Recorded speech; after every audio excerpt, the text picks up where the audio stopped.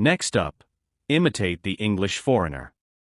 Now, I'm sure most people can imagine or know how English people speak your language, right? If you've got tourists, or you've met people from other countries who speak your language, how do the English people speak your language? Right, take that sound, that accent, and start to use it. So for example, let's imagine I'm Spanish, right?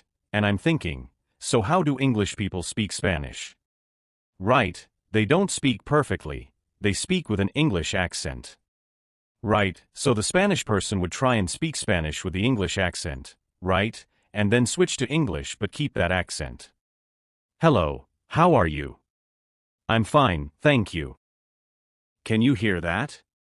That the same pronunciation and accent is easy to switch, and suddenly my English sounds English. It sounds great, right? That's it, I'm doing an example with Spanish, but you could do it with any other language. Right, think how English people speak your language with that accent, and then switch to English, keeping that British accent or English accent or American accent. It really can be quite useful and fun to boot.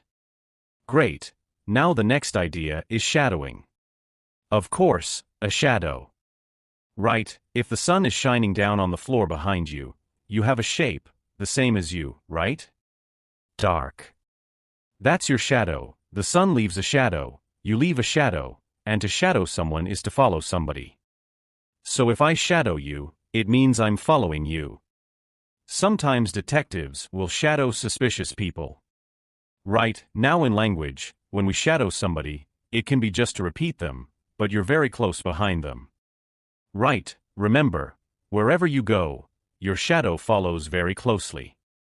So here, the thing to do is to find a short audio and to listen for maybe a minute, and to repeat almost on top of the voice. But maybe a fraction of a second behind them, so you're just behind them, but you are really following them very, very closely. Do not wait for the sentence to finish and then repeat. This is different. This is being really close behind them, and it forces you to pick up on word stress and intonation, and if you focus on those two things, it really can help build up that speaking skill, word stress, and intonation. Let me kind of demonstrate. So we've taken from QLips or QLips a little audio. First of all, I recommend you listen into the minute completely, so you've got an idea of what it's about. And I've already done that because I'm well prepared, and then the second time, you listen and shadow. Let me show you how close we are behind it. I'm going to use my phone, so you can hear properly.